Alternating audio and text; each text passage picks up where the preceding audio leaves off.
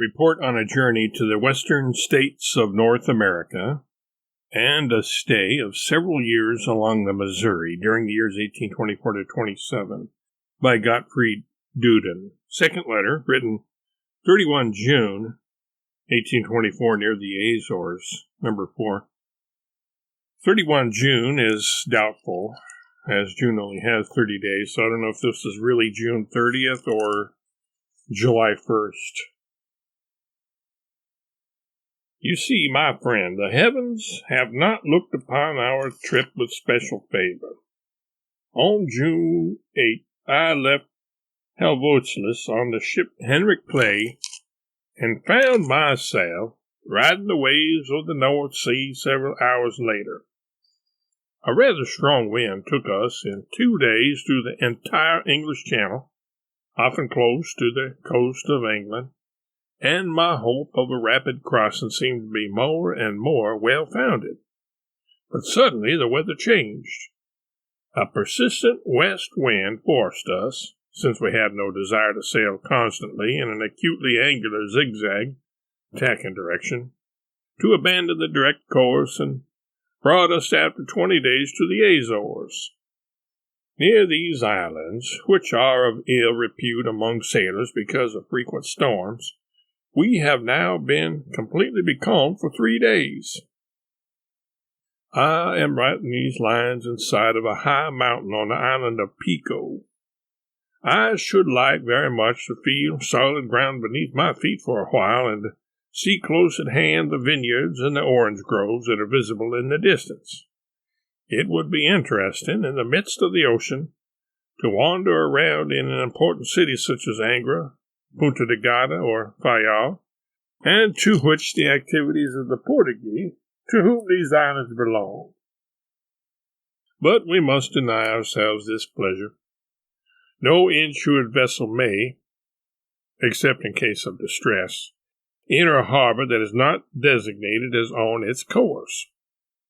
The insurance companies would, in case of such action, be relieved entirely of their liability in case of accidents, or at any rate acquire the right to demand compensation from the owner of the ship and captain. So I am limited to my powers of imagination, which have sufficient material for consideration if one has read of the volcanic action at the bottom of the sea in these areas. In the 16th, 17th, and 18th centuries, various new islands, some of considerable size, alternately appeared and disappeared here. The most recent one rose to the surface just at the time when an English man-of-war was close at hand. The captain immediately took possession of it in the name of His British Majesty. After several days it disappeared again. Up to now we have met with no special misfortunes. However, I had a severe attack of seasickness. In German medical sciences, illness is usually bypassed. Since I have found only superficial or even incorrect statements about its nature in travel reports, I am therefore giving you more of the details based on my own experience.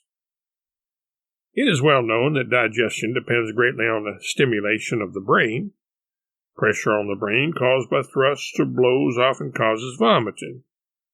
Bile, whose function it is to encourage activity of the digestive organs through stimulation of the intestines and to promote the disintegration of food and drink as well as the removal of the excrement through the colon, reverses its course and gets into the stomach.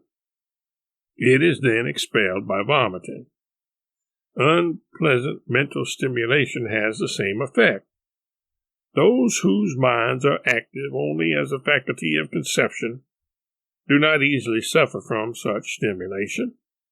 However, the effect is all the greater in the case of emotional agitation, that is, emotional disturbances.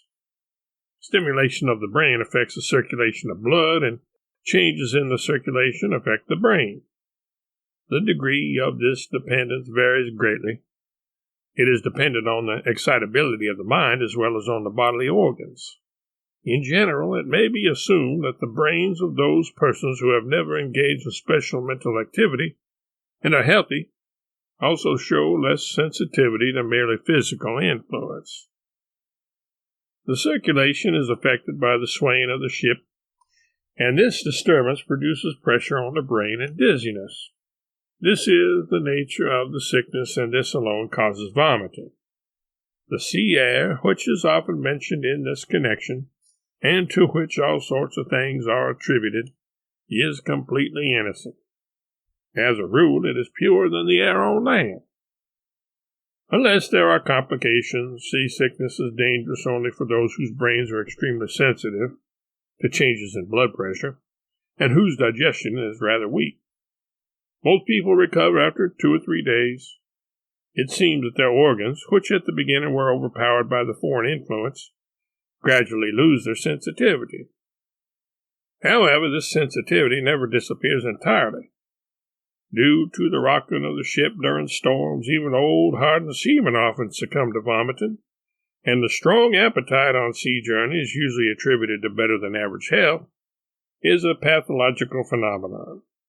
It is due to the unnatural stimulation of the stomach by the products of a disturbed digestion.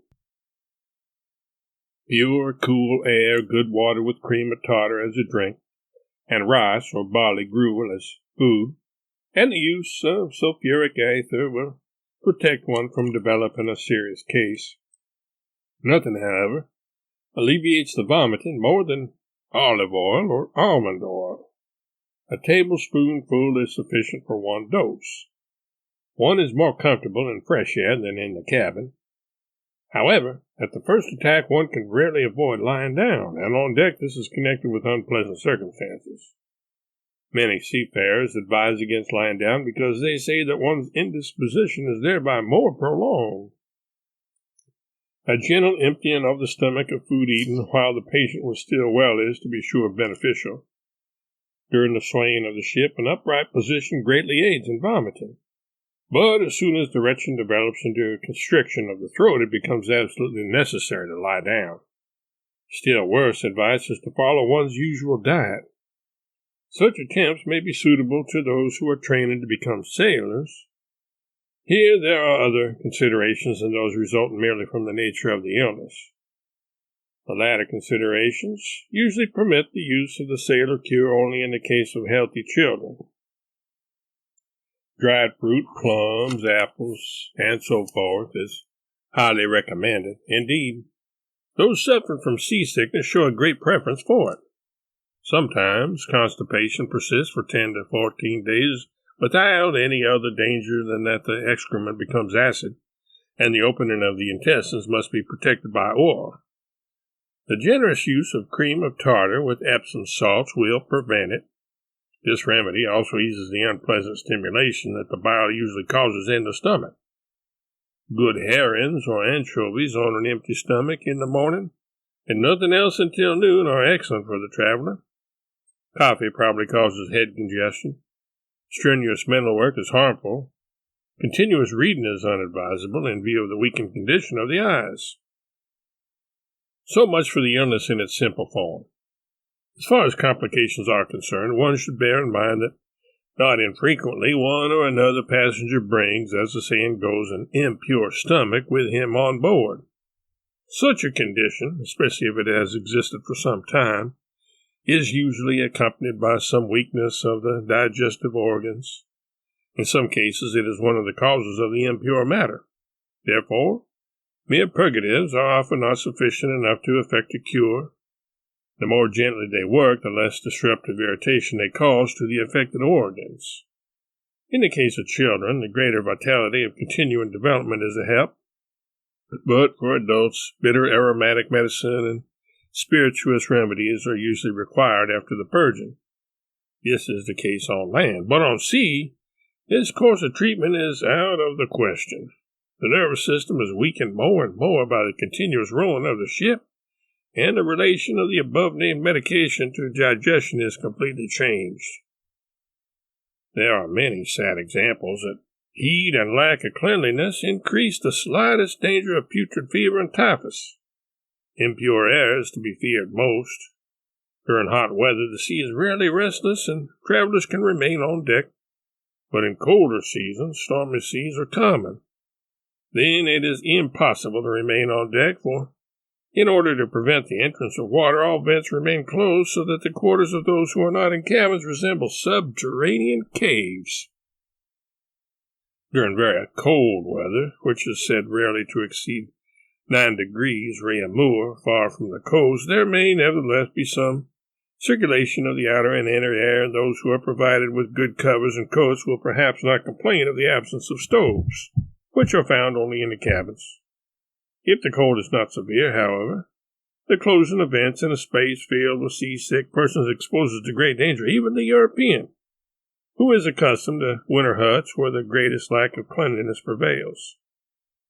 Arrangements preventing such a condition can be made only if the passengers are so numerous that they exceed the sum total of the freight, which often determines completely the consideration of other gains. If this is not the case, the hold of the ship cannot be recommended to anyone.